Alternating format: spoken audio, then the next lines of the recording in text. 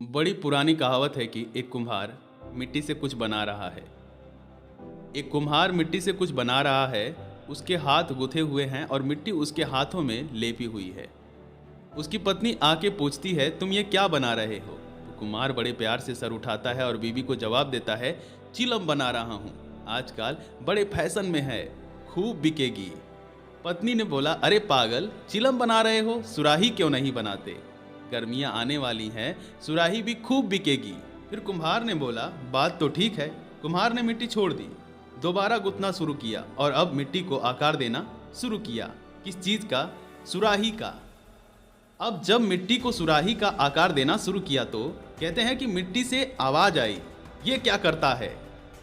पहले तो कुछ और रूप दे रहा था, अब कुछ और रूप दे रहा है। कुम्हार का जवाब सुनिए, साथ लेकर जाइएगा आज। कुम्हार कहता है, मेरा विचार बदल गया। मिट्टी का जवाब सुनिए साहब। एक बार मिट्टी बोलती है, तेरा तो विचार बदला, मेरी तो जिंदगी ही बदल गई। तेरा विचार बदला, मेरी जिंदगी बदल गई। अगर मैं चिलम बनती तो आग भरी जाती, खुद भी जलती और दुनिया को भी जलाती। अब सुराही बनी हूं तो जल भरा जाएगा, खुद भी शीतल रहूंगी और दुनिया को भी ठंडा रखूंगी। विचार बदल गया सर। क्या बदल गया? विचार। एक विचार आपकी जिंदगी में भूचाल ला सकता है। मैं आपको बताना चाहता हूं सर कि वॉल्ट डिज्नी का विचार आया। वो चूहे को देखते देखते वॉल्ट डिज्नी ने डिज्नीलैंड बना दिया। आपको जानकर हैरानी होगी कि एक छोटी सी घटना ने उस आदमी ने पूरी दुनिया में आग लगा दी। वो चाय पी रहे थे बेसमेंट पे, उनकी गरीब हालत, चाय पी रहे हैं बेसमेंट में चुस्की ले लेकर। वो एक बार जब चुस्की पी लेते थे उसके बाद वो टेबल पर अपना कप रख देते थे सामने और पीछे चेयर के ऊपर आराम से बैठ जाते थे। उन्होंने देखा कि एक चूहा आया। नीचे कर्टेन लगा हुआ था उस टेबल के ऊपर, जिस टेबल के ऊपर वो कप रखा था। चूहा टेबल का लीप पकड़ के ऊपर चढ़ा। ऊपर चढ़ने के बाद वॉल्ट डिज्नी आराम से उसको देख रहे हैं और चढ़ा सीधे कप में आया। कप के ऊपर चढ़ा और अंदर गया, सिप मारा और नीचे उतरा, टेबल से नीचे उतर गया। वॉल्ट डिज्नी ये देख रहे हैं साहब। और ये देखिए कलाकारी। अब ये इंतजार कर रहे हैं कि क्या दोबारा वो आएगा। 15 सेकंड बीत गया, 20 सेकंड बीत गया, चूहे का आगमन हुआ दोबारा। फिर आया, फुर फुर फुर फुर से आया, फिर कपड़ा पकड़ के ऊपर चढ़ा और फिर टेबल पे गया और कप में अंदर गया, कूद गया। उसके बाद सिप मारा, फिर वहां से नीचे उतरा, टेबल के नीचे उतरा, फिर चला गया। अब डिज्नी साहब कह रहे हैं कि दोबारा आएगा क्या? सोच रहे हैं मन में कि आएगा क्या। 15 से 20 सेकंड बीतता है, 30 सेकंड बीतता है, 40 सेकंड बाद फिर चूहा साहब फिर आता है और फिर पैदल पैदल गया और उसके बाद फिर वो कपड़ा पकड़ के ऊपर चढ़ा, फिर टेबल पे गया और फिर एक कप में से झांका, अंदर से सिप किया, फिर उतरा, फिर नीचे चला गया। ये घटना डिज्नी ने करीब अपनी आंखों से लगभग 5 से 6 बार होते हुए देखी। अब डिज्नी का विचार आया। डिज्नी को लगा कि अगर एक छोटे से चूहे ने मुझे कितना एंटरटेन किया पिछले 15 मिनट में, ये दुनिया को एंटरटेन कर सकता है। तभी बना मिकी माउस बन गया। छोटी सी घटना, ए स्मॉल इंसिडेंट, सिर्फ एक विचार आपकी जिंदगी में भूचाल ला सकता है। Change your thoughts and you can change your world. विचार बदल के दुनिया बदली जा सकती है सर। समझ रहे हैं? जीवन में कामयाब होने का दूसरा सूत्र मैं आपको दे रहा हूं। विचार बदल के दुनिया बदली जा सकती है। विचार बदल के दुनिया बदली जा सकती है। एक विचार आपकी जिंदगी में भूचाल लेकर आ सकता है। 1000 लोगों को मारने का प्रण लिया था अंगुलीमाल ने। 1000 लोगों को मारने का प्रण लिया था कि मैं 1000 लोगों को मार दूंगा, ऐसी प्रतिज्ञा करता हूं। राजा बिम्बिसार से उसका बैर था। राजा बिम्बिसार ने उसका कुछ छीन लिया। अंगुलीमाल डाकू, उसका नाम बाद में पड़ा। उसने प्रतिज्ञा की कि मैं 1000 लोगों को मार दूंगा। 999 लोगों को उसने मार दिया। 999 को मार दिया। जिस पहाड़ी पे रहता था, गांव वालों ने उस पहाड़ी पे जाने का रास्ता बंद कर दिया कि कोई न जाए। वहां बोर्ड लगा दिया, यहां पर जाना निषेध है, यहां पर अंगुलीमाल रहता है। ये 999 लोगों को मार चुका है। राजा खुद कांपता था वहां जाने के वक्त। राजा खुद वहां जाते वक्त कांपता था। वो रास्ता बंद कर दिया गया। मैंने पढ़ा है कि उसकी माँ कभी कभी अंगुलीमाल से मिलने जाती थी।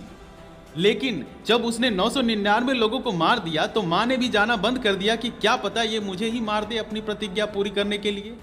माँ ने भी जाना बंद कर दिया। वहां सब कांपते थे, पूरा गांव कांपता था उंगली मार के नाम से। 1000 लोगों को मारने का प्रण उंगली मार ने लिया। और फिर एक घटना घटी। महात्मा बुद्ध आए। महात्मा बुद्ध के साथ उनका एक शिष्य था। उसी रास्ते पे चले। शिष्य ने बोला, तथागत यहाँ जाना ठीक नहीं है, यहाँ उंगली मार रहता है। उसने 1000 लोगों को मारने का प्रण लिया है, 999 लोगों को मार चुका है।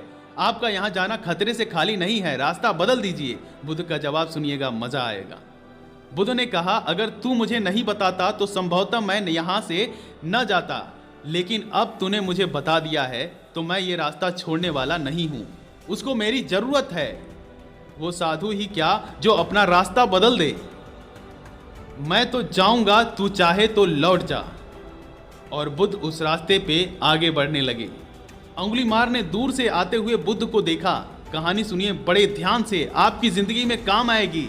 बुद्ध उस रास्ते पे आगे बढ़े। उंगली मार ने आते हुए बुद्ध को देखा और दूर से जब देखा तो बड़ा प्रसन्न हुआ।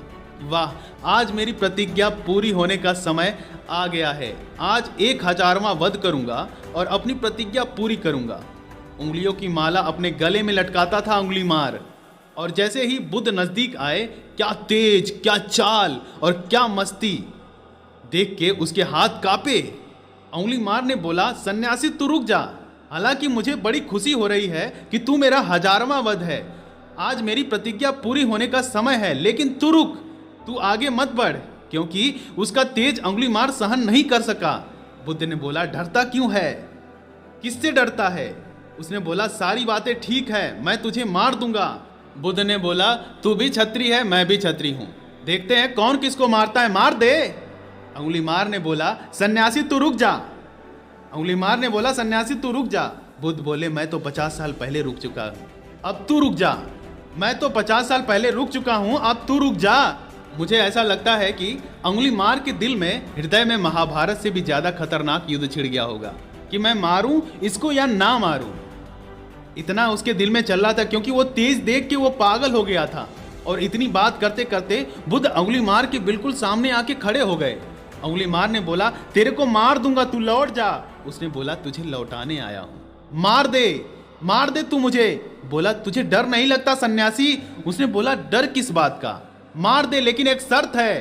तो उंगली मार खड़ग रखता था अपने हाथों में, खड़ग। और उसने बोला, मार दूंगा, शर्त क्या है? उसने बोला कि एक पेड़ के ऊपर टहनी है, उसको काट दे पहले। तो उंगली मार ने वो खड़ग उठाई और खटाक से टहनी के 2 टुकड़े कर दिए। टहनी काट गई। बुद्ध मन ही मन मुस्कुराए कि बात तो मान रहा है, ये इस अवस्था में भी मेरी बात मान रहा है, यानी इसके अंदर परिवर्तन होने की संभावना पूरी है। अब जब टहनी कट गई, उसने बोला, अब इस टहनी को फिर से जोड़ दे।